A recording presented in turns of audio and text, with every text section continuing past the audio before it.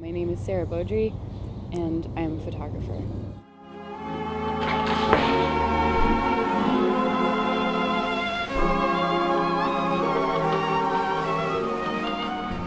Immediately when I was doing this, when I started shooting, it was like, is what I'm doing feminist? Like, I don't know how to answer that. I don't know why it would be, because I don't think that just because I'm a feminist making art makes my work feminist by default. Like, there has to be an intentionality there. Especially blue. Some of that decidedly and obviously feminist and activist art, either performance or sculpture or painting or whatever, can make you really uncomfortable, and it can incite a lot of critical thinking and reevaluation of what you think art should look like, and that is really important. I think that's like responsibility of the artist. I still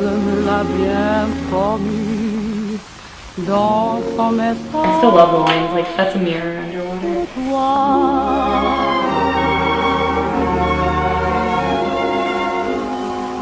The idea of not returning the gaze of the other and refusing to be acknowledged by my gaze was a really big part of the process.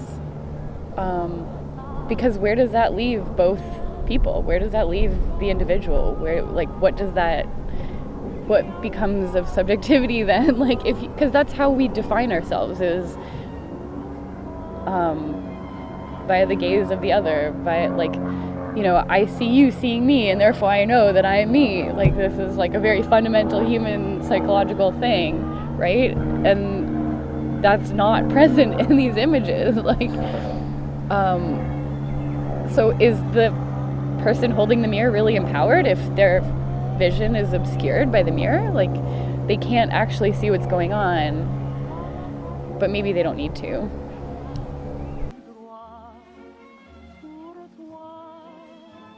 Right now I'm kind of thinking about like working with mirrors, and I love it, and I feel like it's a great tool to do something traditional in a unique way. I don't know how much I want to keep working with mirrors. I'm going to do it until I stop loving it. Not being able to locate the other visually. And so for me that was really interesting, because while I was shooting, I was always trying to get myself out of the frame. I basically become the subject via the mirror. But for the most part, I was trying to escape that, and I didn't want to be visible. I wanted this portrait to enable the subject to become the landscape, if that makes sense. Like, where the face is, there's trees. Where the face is, there is water. Where the face ought to be, there is only nature. And that, to me, was really interesting. So the human kind of becomes the landscape.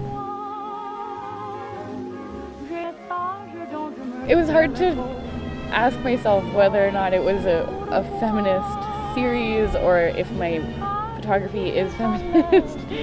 But decidedly it is, because the act of refusing the gaze of the other, and the act of woman refusing to be sexualized despite her vulnerable position on a beach in her bathing suit with a mirror, that whole thing is this really important act of refusal, and that to me is empowering.